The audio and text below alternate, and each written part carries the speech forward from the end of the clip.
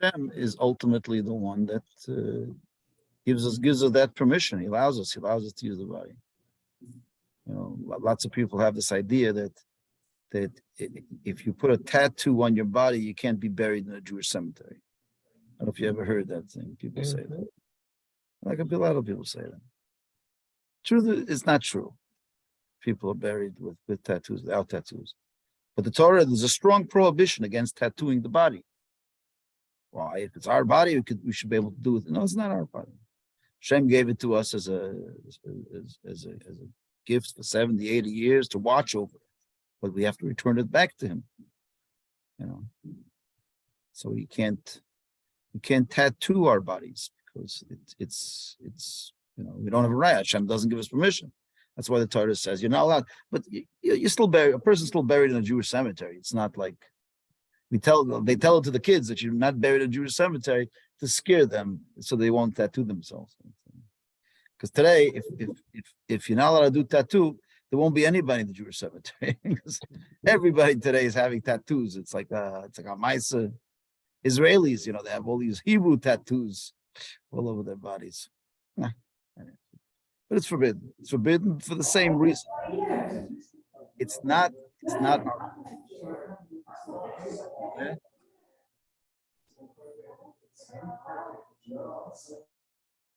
not our body. It doesn't belong to us.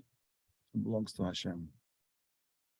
And this thing sort of goes on and on in many, many areas of our life that we have to be very, very careful. And so we need to, one of the verses of the Torah says, you shall guard your life. And not only do we have to guard our life, but we have to make sure that we don't do anything which endangers it. One of the laws of the Torah is that if you have, let's say, a house with a roof, you have to put up a parapet. Parapet is like a little fence around it. Why? Because someone could fall off the roof. So not only do we have to take care of life, but we have to live a safe life. Okay, that's in addition to living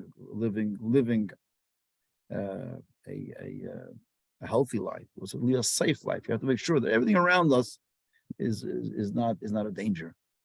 We shouldn't lead a dangerous life. The question is, what is dangerous? This is the big question. What does it mean to lead a we know we're supposed to lead a safe life. Hashem gave his life. We have to protect it. Can you go on a boat?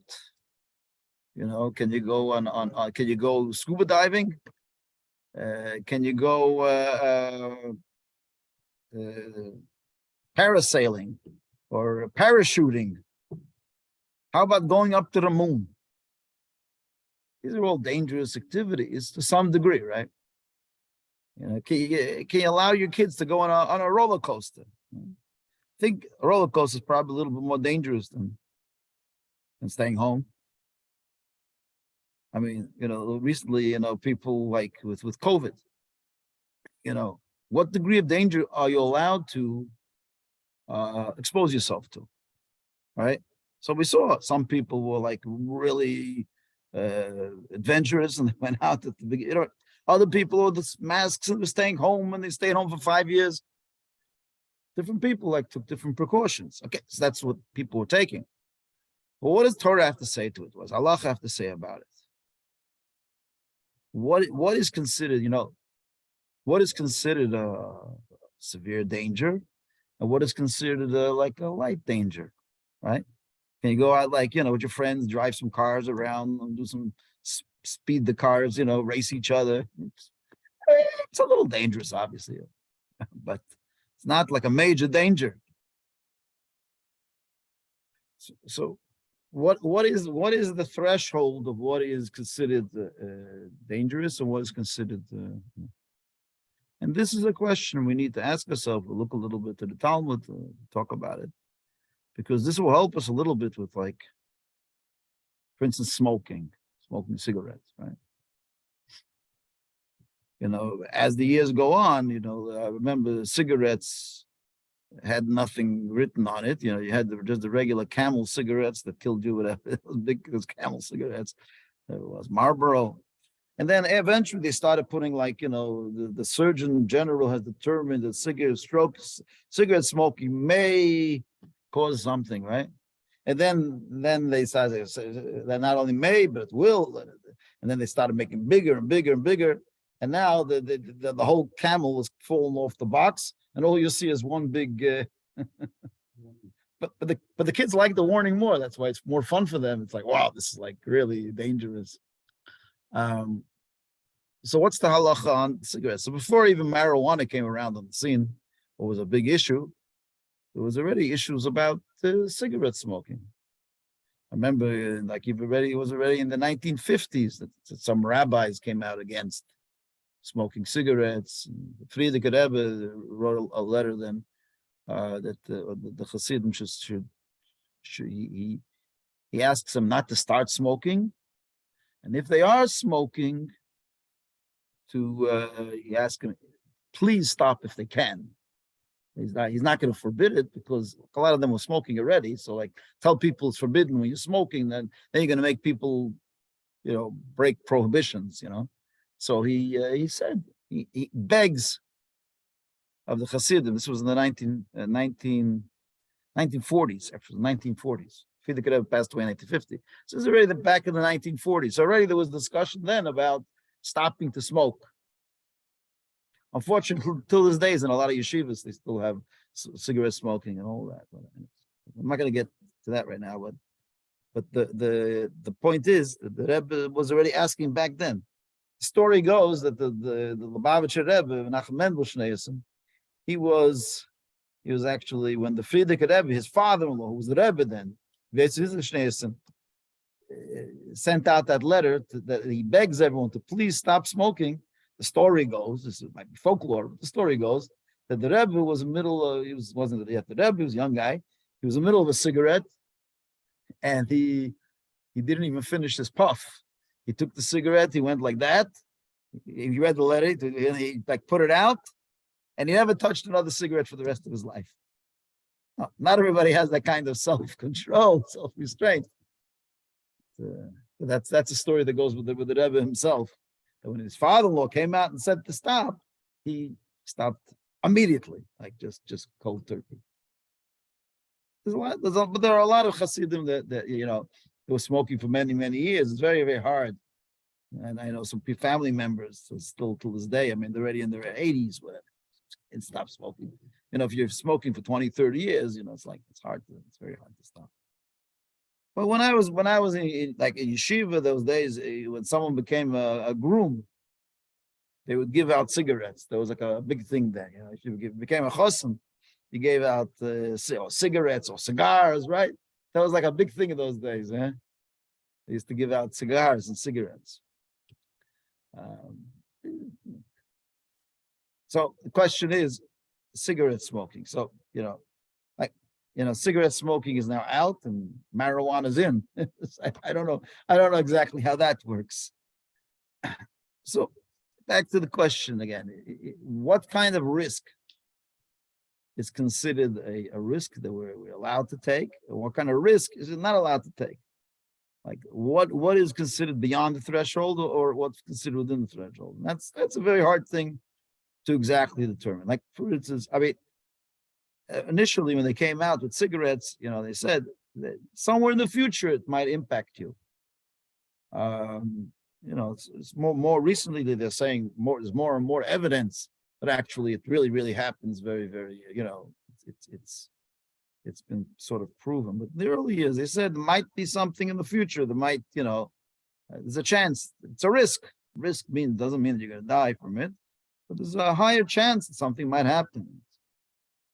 Then again, if someone goes on and drives a roller coaster, there's also a higher chance that something dangerous will happen to them. And no one's telling people not to go on roller coasters. So this is what we have. The question about cigarettes, and also there's a question about marijuana, which it's marijuana. There's a lot of other things like it's a form of drugs, so maybe it could lead to other drugs. more severe drugs. Maybe marijuana itself is not such a severe drug, but it leads to other drugs. And so maybe it's there are obviously some health risks also involved in being a pothead and smoking marijuana. And then we have the third area that we're going to talk about is about drinking alcohol, which I am not prepared to talk about that because I do drink alcohol once in a while, I have to admit, on this forum. But that's my only sin. I just drink alcohol. That's my okay. I'm continuing to be rabbi of the synagogue. That's my vice. That's my vice. I say l'chaim, Yeah. I went to the doctor, and the doctor, they ask you all these questions about, what do you smoke? Do you drink? So he asked me. I said smoke. I said no. He asked me, no, how about do you drink? My doctor knows exactly what's going on, but he has to fill out the form. So I told him, I'll be honest with you, I drink only at special occasions. Okay, that's fine. Little did he know that I have a special occasion every couple of hours. I have a bris in the morning, a mitzvah in the afternoon, and a wedding at night. Only at special occasions. I just happen to have a lot of special occasions. But this is a question as to alcohol. Now, alcohol we know is sanctioned by the Torah. We're told to drink some form of alcohol, right? We're commanded to do kiddush, to do havdalah, to do 4 cups on Pesach. They in Toronto they have a thing called a law that only the LCBO, because they want to have like a monopoly, only LCBO is allowed to sell alcoholic beverages here in Ontario. But there's one exception. There's a thing called sacramental wine dealers. Sacramental wine dealers are dealers that they are the exception to the rule. If they sell the wine for sacrament, which like by the Christians, it's called sacrament. It's the wine that they have in the church. They give you a little bit wine, a wine and the wafer. I'm not going to say what that's about because it's the wrong religion, but that's what they do. They give a little wine to everybody. That's where the name comes from, sacramental wines. So there was a Jewish company down south. I believe it was Mazel Wines. I don't think they're around anymore. They were called them Mazel Wines. So the government came to them and said, you're a sacramental wine dealer, but how could you sell so much wine? But for sacramental wines. So I remember they brought Rabbi Shachat. Rabbi Shachat told me what happened. So he says he went there in front of the judge, and he was going to be the witness as to why Jews drink so much and why the sacramental wine dealer can get away with selling so many bottles of wine. Yeah, we know the truth was they were selling wine like to everybody, but we're not going to go there. But we had to defend them, save the Jewish person. So the rabbi went there, and the judge says, "Rabbi, tell us what's with this. So how can they drink so many thousands of cases of wine in the community?" So the rabbi says, I just want you to know it's very different than by the Christians. Every single Jew has to drink a cup of wine for Kiddush, right? That's 1 cup of wine per week, okay? Then every single Jew has to drink 1 cup of wine for Havdalah. I didn't know they share the cup, but whatever. So he says, okay, so that's 2 cups that every Jew in Toronto, 150,000 Jews at the time. If you times 2 cups, that's just for Saturday. We're not finished. It comes Pesach. Every single Jew, every night of Pesach, has to drink 4 cups of wine. So the judge looked 4 cups of wine. Yeah. So he made all the mathematical calculations worked out. They weren't even selling a quarter of the wine that the Jews are supposed to drink halachically. So Jews we're supposed to drink a lot of wine. A lot of mitzvahs was kiddush, then he also spoke about the bris and the weddings and every simcha you have to have some wine. So this is what it is. So we know that in Judaism, wine is something which is we're supposed to, we have to drink alcoholic beverages. However, we do see in the Torah at the same time that the Torah speaks about the downfall of man through wine. Where do we see the downfall of man through wine? Starting from the very, very beginning, for the first person. Huh? With Noah. Oh, right. No. But before even Noah, I'll tell you that some people say actually, most people think that the fruit of knowledge, the fruit that Adam ate in the Garden of Eden together with his wife, Eve, Chava. Most people, there's a debate in the Talmud, which fruit was it? Some say it was a fig, some say it was a grape. Many say actually that it was grapes. And part of what the sin was that he used the grape and made wine out of it. And he got a little shikker, something. Yeah, because he must have been very shikker because he was talking to the serpent. So some say that was the sin. The sin was associated with drinking wine as well. That's that. But as Corinne mentioned before, that there's also Noach. We know that Noach drank after he came out of the ark. After spending a year with the animals, he said, I need a drink quickly, and it says he planted a vineyard, and he drank some wine, and he got very drunk, right? And we know what happened when he got drunk. He was the whole thing that happened. He was lying naked, and his sons came in, and one son acted inappropriately. So a whole lot of terrible things came out of the result of his drunkenness, his drunken stupor, right? And then we have later on, also in the Torah, we have Lot. Remember Lot? In Yiddish, they used to say, Shikevi Lot. Shikevi Lot is like you'd be drunk as Lot, right? He got so drunk, this Lot guy, that his two daughters had relations with him, and he didn't even know. He didn't know from beginning to the end what happened. That's how drunk he was. So that was Lot. And then later on in the Torah, we also see the sons of Aaron. It says that they died on the first day of the temple service, when they opened up the temple the first time.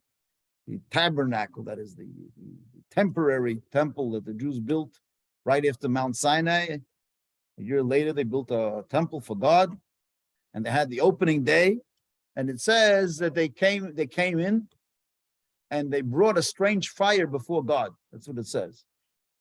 So some of the commentators say, why was a strange fire? It says they came in drunk. While they were doing the service, it was the first drinking and driving. It wasn't drinking and driving, it was drinking and serving God in the temple. So they were drunk, and that was considered a grave sin. Because when you're praying to Hashem, especially in the temple, you can't be drunk. So they were punished for that. They died on the first day. It says why they died, because they contravened the Hashem. So there you go. So we have lots of negativity. So there's a lot of positivity about drinking, a lot of negativity. So Rabbi, what about Purim and Simchat Torah? Exactly. So we have also Purim. Over there we see there's a mitzvah on Purim, right? To get thoroughly drunk. A mitzvah on Purim to drink.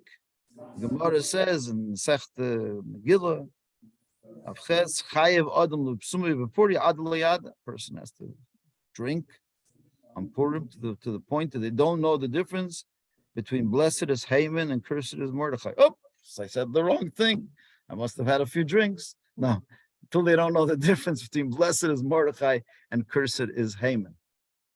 Yeah, that's on Purim. And Simchas Torah, it says you're supposed to be happy in general on Yom Tov. Samachtu Chagechel. So the custom is, people say L'chaim on Simchas Torah. Okay. On every Shabbos and Yom Tov, there's always Farbrengens and people saying L'chaim. So, one has to be careful. The Rebbe, for many years, the Rebbe saw that a lot of Chassidim were drinking too much. So he put it into place a gzeira, a decree. He said that none of the Bachrim or anyone under the age of 40 is allowed to drink more than 4 shots. A maximum of 4 shots. In Yiddish, he said 4 cases. So we translate it as cases. Is not kosot. In Hebrew, it's kosot. But in the Yiddish, you say cases. A case. So we used to say 4 cases. That was the loophole. But anyways, that's not what's important. So how do we sort of balance? Now we come to marijuana. In Canada now, it's become permissive. Civil law was always part of the equation. Civil law was always part of the equation. Part of what you're allowed to do and not allowed to do. We know that in Jewish law, they speak about that you shall honor the government where you live in, right? You have to pay their taxes. You have to listen to the laws of the land. Dina de malchusa dina. That's the coin that's phrased in the Mishnah and the Talmud. The law of the land is law. So Judaism says you have to keep the law of the land. But now the law of the land in Canada is that you can have marijuana. So what is that? Does that change the equation at all? Because one thing is medicinal. There's 2 kinds of marijuana. There's medicinal marijuana that to save a life, you're allowed to take a lot of things to save a life, right? You can take chemotherapy, which that probably is much worse. So if it's medicinal, I guess you're allowed to. And there are actually, cannabis has many medicinal benefits.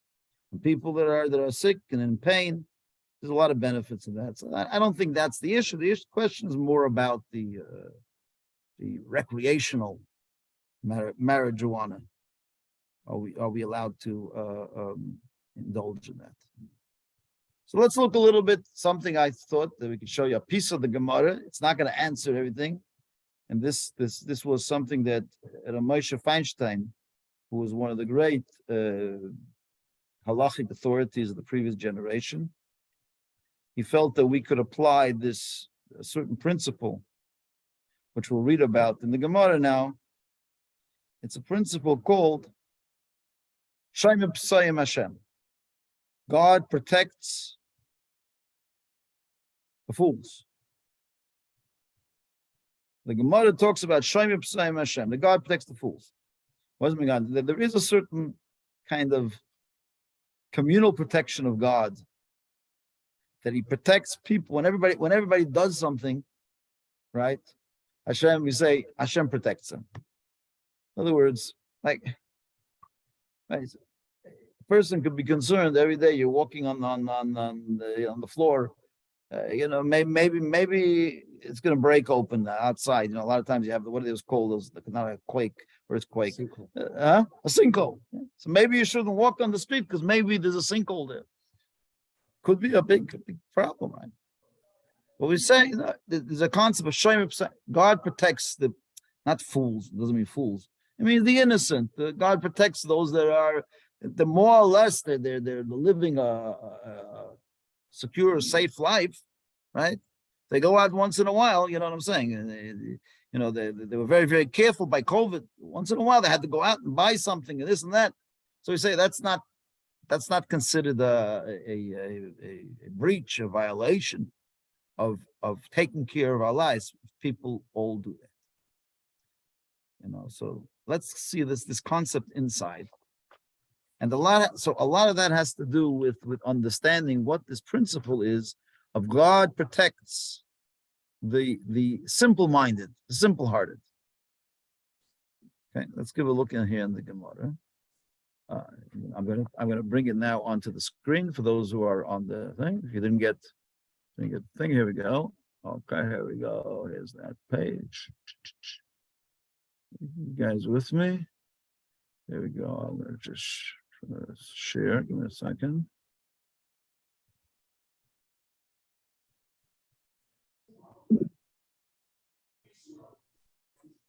Okay. There we go.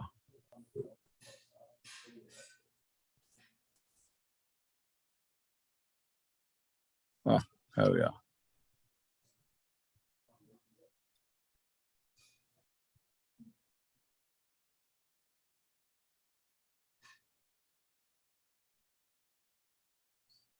Today is like all kinds of things that people tell you are dangerous for you, right? You eat too much carbs, not good for you. You eat too much carbohydrates, it's no good for you. You eat too much protein, it's no good for you, right? And if you eat, it's no good for you, right? So you're always going to find lots of doctors that tell you everything. So over here, the Gemara brings over here. I'm reading it over here. See what it says. The Tanya, we learned in a Brisa. Rabbi Eliezer Aimer. Rabbi Eliezer says, "Oichel adam anovim v'teinim v'layla." Oichel adam, a person eats. Do you see that? I'm going to show you over here where it is. You give me the page here. Do you see where I pointed to? Yeah. Right over here. Okay, so you can see over here. I'm going to show the guys on the inside here. Again, down here. Right, they say. Rabbi Eliezer Aimer. See that? Rabbi Eliezer says. I'm just going to show you which page we're on. Who knows what tractate are we in? Anybody can see what tract? Ein Mamidim. Ein Mamidim is the chapter. What's the name of the tractate? Avodah Zarah. Avodah Zarah. That's the name of the tractate. Okay. I don't know. No, it's a second page. If you look in the top right-hand corner, you'll see it says Lamed Amid Beis. That's Lamed B. Okay, so there we go. Rabbi Eliezer, see that? Okay. So yeah, it's Masechta Avodah Zarah. Talks about idolatry, idolatrous practices. Over here, somehow on this page, he talks a little bit about health issues.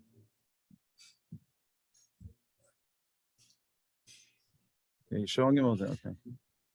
So here we have it. Tanya, we learned in the Brisa. Rabbi Eliezer Aimer, Rabbi Eliezer says, see that?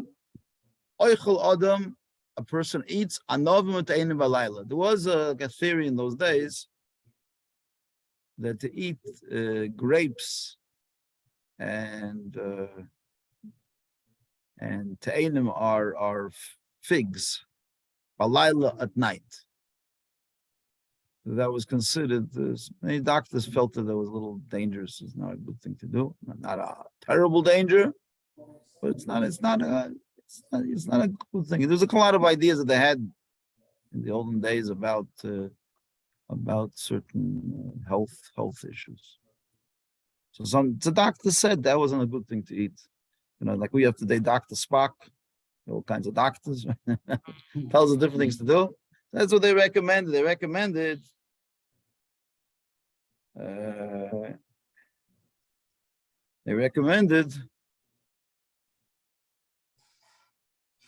not to eat grapes and figs at night.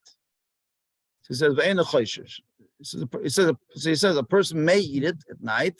You don't have to really worry for that. Why? Because it says, see that? Hashem protects the simple-hearted. I'm going to see go down a little bit and check out what's in the English translation.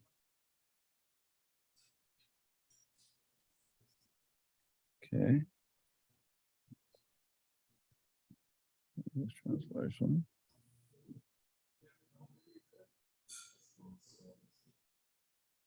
Let's see.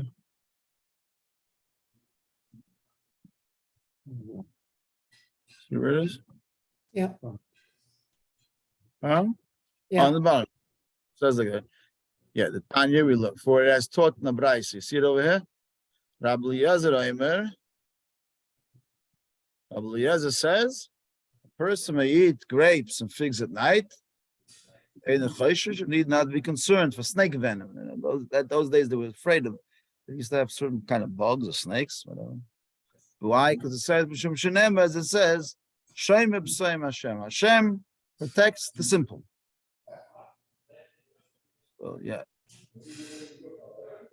As just as Rabbi permits figs to be eaten at night, he would also permit a fig to be eaten if an opening was created by its stem breaking off. Okay, it's not so important what the actual case is over here. I just want to see over here. Look at the footnote number 15, the bottom. See right over here, 15. You see it over there online? Yeah. Psalm 116, that's where it comes from. The verse teaches that we are not required to refrain from engaging in ordinary, everyday activities that are basically safe, even though there is a theoretical possibility that these activities will cause us some harm, right?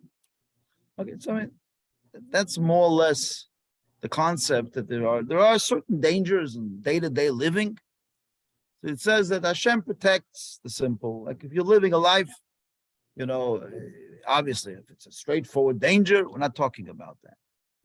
But if it's something that maybe somebody has some dangerous things, everybody does it.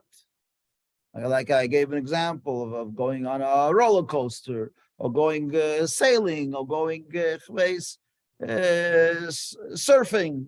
I mean, those are all things that it's a dangerous thing a little bit, right? It's obviously more dangerous than maybe sitting on the beach. Usually, terrorists there, right? I mean, it generally is more dangerous than that. But we say the pasuk says, and this is later codified also in the code of Jewish law, the verse in Psalms. God protects the simple, and the understanding of it is that things which are not very dangerous, but there's even though there could be theoretically something that comes out of it, is now obviously if it's something which is straightforward, it's going to kill you, you obviously can't do it, and and smoking seems to be bordering on that a little bit as the years go on. They're finding out a lot of things, so it seems to be but other things now. When originally when there was in the 60s, when there was the issue of smoking, and there was the issue of smoking pot in the 60s, became a big thing. So they wrote a question to Rabbi Moshe Feinstein at the time, and he said that smoking, he's not going to come out with a prohibition, especially what they knew then. He wasn't going to come out with a prohibition against it. And he said, especially since that is like sort of what was an activity that everybody did then. In those years, everybody did. He said, however, marijuana, says even though there's some people that do it, but he said the government doesn't allow it. Because the government doesn't allow it, and just give me 1 second over here. Hello, sorry, I'm middle of a shir right now.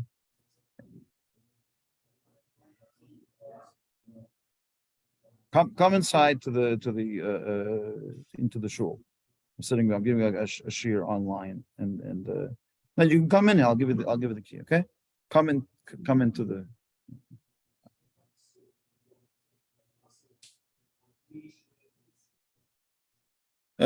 Are you still there, guys? I didn't lose you. No, okay. Can you hear me? Yeah. So Moshe Feinstein at the time, this great rabbi, came up and he said that smoking, because smoking was something which was a regular activity in America and people did it, so you had this sort of protection from Hashem, and as a result of that, he couldn't say that it's forbidden.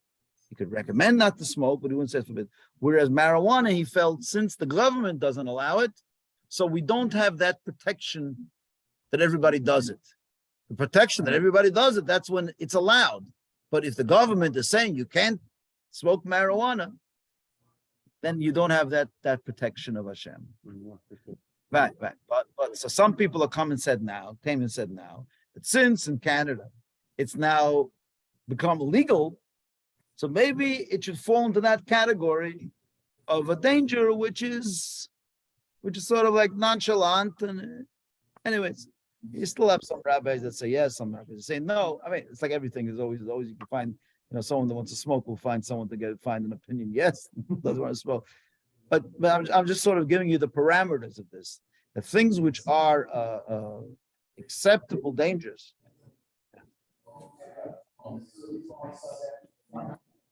Outside? No, from inside now. It's okay. If you give me the one that will open the blue one. The blue one that has the. This is the square one that's for the inside doors, and then there's this is the one that goes from this side, right? So these two keys, right? This is like that. One. Okay. All right, you bring back to me if you don't mind. Yeah, it's fine. It's okay. You're good, but I'm not.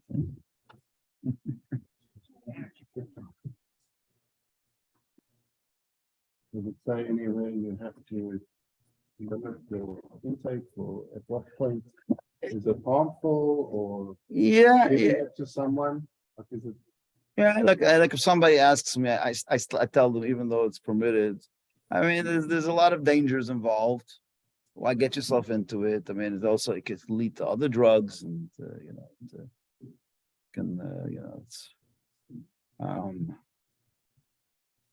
it's one thing leads to the other, and there also are some. But you see, since the government has allowed it, so obviously it's not that dangerous. You know what I mean? It can be. Rabbi, if I can ask a question about that, the government has allowed it to be sold. It's not to say they recommend it. It's just that what was being sold on the street with the fentanyl crisis was not safe, as opposed to if you buy something in a store, you can be guaranteed it hasn't been tainted. It's not to say that it's a recommended thing, right? Right. I know they're not recommending it, but it's not forbidden anymore. Saying so when it was forbidden, then the argument was that then you don't have the protection of God because that's not the norms of society. Now it's okay within society. But what you're saying is a good point. That even though they're saying that they're allowing it, that's just a question of, in Canada, it's the balance between rights, what your rights are, and what's protecting. What's healthy and unhealthy, right? Yeah, it's more about protecting the consumer. Right. So there's a balance between the rights of people. If a person says, oh, it's my right, let me do my thing. And in general society, we see there's a big movement towards, people's rights. Today there is the aided suicide, which we spoke about, right? There is MAID, and there's other things that they're recommending now. So we see that there's a big tilt to the side of rights as opposed to what is a health risk.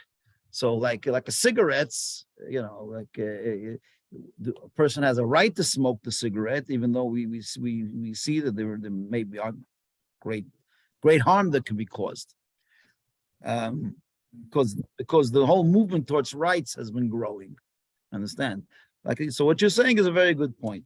You're saying is Rabbi Edna was saying that the marijuana, it's not that the government said it's recommended. They're just saying that we're allowing you to sell it and to buy it. It's like it's regulated. It's just a way of regulating it also, right? That's right. So yeah. So I mean, these are things to think about. I mean, I don't think anybody's coming to me right now asking me a shaila, whether to smoke marijuana. If they're coming to a rabbi to ask them whether to smoke marijuana or not, maybe they're coming to hear that they can't. the ones that are smoking are not coming to me to ask me, Rabbi, what does the halacha have to say about it? But I can tell you what the halacha said. The halacha generally for many, many years, many rabbis were like basically against it. They felt that it has health risks and drugs in general. It's a slippery slope. It's a slippery slope. It's also a whole culture. When you hang out with people that are smoking marijuana, they're usually doing some other stuff too. And once you get into that groove, we had a kid in our shul. It was my Shabbos table. He goes to he went to university. I think it was in Western University, and they were having a party in this guy's apartment. And this girl that's like a few doors away, three doors away, where she came there, and he said, "Wow, you came here to our party in our apartment." She says, "Yeah." She says, "This is the coolest apartment." He says, "Why?" He says, "Anyone that hangs a joint on the door, in that glass case, you have on your door, that joint you have inside hanging in there." She says, "You guys are the coolest. This is the place I want to party."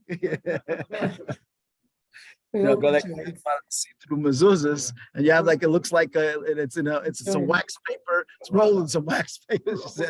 She says any apartment that they hang up on the doorpost a joint is the coolest. Anyways, I thought it was a funny joke.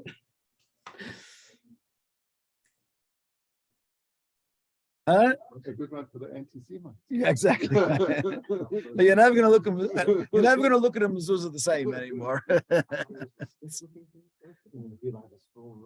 Yeah. It looks like that. Look at now inside you see the scroll. The scroll is like rolled into it. I'm not going to solve the issue, but I just wanted to bring up this that there is one of the ways that we sort of gauge as to what is considered an acceptable risk and not an acceptable risk is what is accepted by the society that we live in as the norms. And things which are accepted as the norms, they sort of have a divine protection, which halachically, when we have that divine protection, it's allowed. So that's just another thing to think about in the whole conversation. So obviously cigarette smoking is not good. The alcohol in excess is not good, and marijuana, I don't know. It's like the judges are out on this one. There's a lot of people smoking now pot because it's and it's becoming permissive here. And in the states, in many of the states, they're now allowing it, and it's becoming more and more common and more popular. I don't know if that's a very good thing for society in general. I can't really tell you. I'll be honest with you. I've done a lot of bad things in my life, but I never smoked pot. I never smoked pot, and I never had a desire. I had enough to deal with the chayim's, and then anyways, Hashem should bless us all that we should have the state of mind and the clarity of mind. I just wanted to learn this piece of Gemara. We don't have enough time to learn a lot. To learn this piece and to show you the concept of Shaim P'sayim Hashem. Hashem protects the innocent. Rabbi? Yeah. But I have a question. So it said, for example, the fig and the grape, because there might have been serpent's venom. They're basing their arguments, the Gemara, not just on this, but everything from way back when. And I know with time, the Torah doesn't change, but ways of growing fruit, we spray things, we harvest them, they're done indoors. Those dangers are gone. Things have changed. So would the argument change? Obviously it would. So today, you don't need to come on to Hashem protects the simple. It's not dangerous, period. The figs and the dates and the grapes, the venom of the snakes, which he speaks about there, doesn't apply. There are certain things that are still some remnant of it in the code of Jewish law about water that is left exposed for a very long time, or things like that. Which today also they have certain things like water that's left in a metal vessel, it's left exposed for a longer period of time is unhealthy. It still is a but it's not because of the venom of the snake, which doesn't exist today. The venom of the snake doesn't exist today. But these were things which were back then, but they were real dangerous. We have equivalent dangers that are in our times. This might be lead poisoning in water and things like that, and all kinds of different are different dangers that exist today.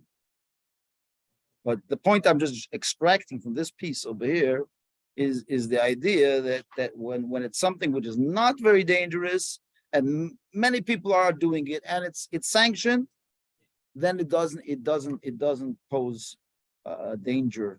So like people were saying, like with COVID, what's the right thing to do, what's the wrong thing to do, and one of the ways to follow it, if you want to have the protection of Hashem, is to follow what the government was saying. You know what I mean? The government said certain things, a way to conduct ourselves. Whether they're right or they're wrong, right, is not really the point. The point is that if you're following a pattern of society, which is accepted by society, accepted by the medical community, that itself is the protection from Hashem. And that's what smart people did. They followed what was, the norms, and followed, when to go out, when to come in, when to go, and then there came a point where it became acceptable to act in a more open behavior. And there's some people that still choose to to be. It's a case of certain morality. Yeah, part of it. So the morality is part. Yeah, immorality. According to the civil law, like we look to the civil law to some degree for what is considered living a wild life or a well-behaved life. That's the difference, right? So certain sports which are dangerous, which are sanctioned, which are considered dangerous by the government or whatever, those things are would not be allowed by halacha too, because you lose that protection from Hashem as a result of that. Okay. Huh? So you sign a waiver before you jump out of plane. You're not really protected under the halacha. Could say, okay, this is dangerous. They're making you sign a waiver. But that's the normal thing. People do. Yeah.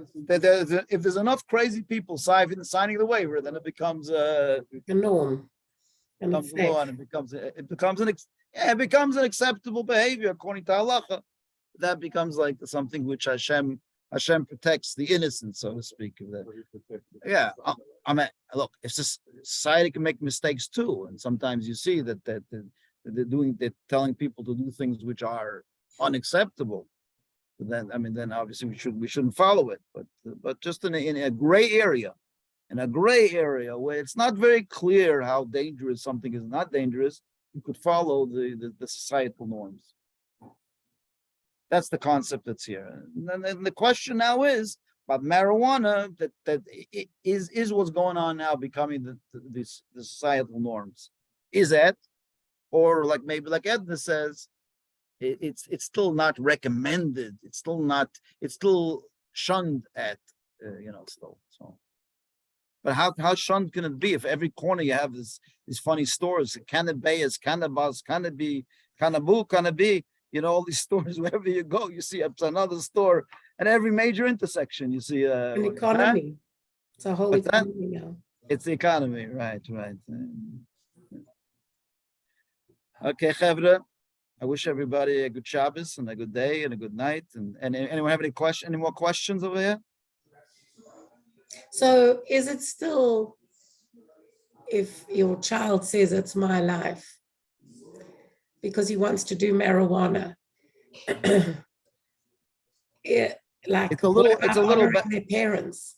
It's a little better now. Oh, so that's another problem with marijuana, which I didn't get to. Which there is a mitzvah of honoring your father and mother, listening to what they have to say, even if it makes no sense to you, even if it's counterintuitive. You're supposed to listen to your parents. Obviously, you don't have to listen to your parents if they're telling you to do something which is breaking the law. right? That you don't have to listen to your parents for that. They tell you to do something which is dangerous, you don't have to listen to them.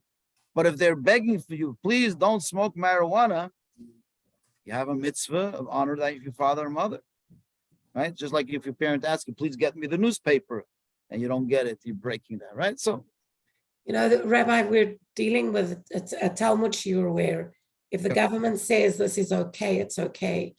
But you get issues like same-sex marriage. And there's the rabbi's going to say it's okay. You can't. right. But over here, the Torah itself puts it up in the air and says you can listen to what the societal norms are. But if the Torah says thou shalt not, whatever, one of the things over there where it says thou shalt not swear falsely or whatever it is, right? You can't, just because the government says it's okay, it doesn't make it okay, right?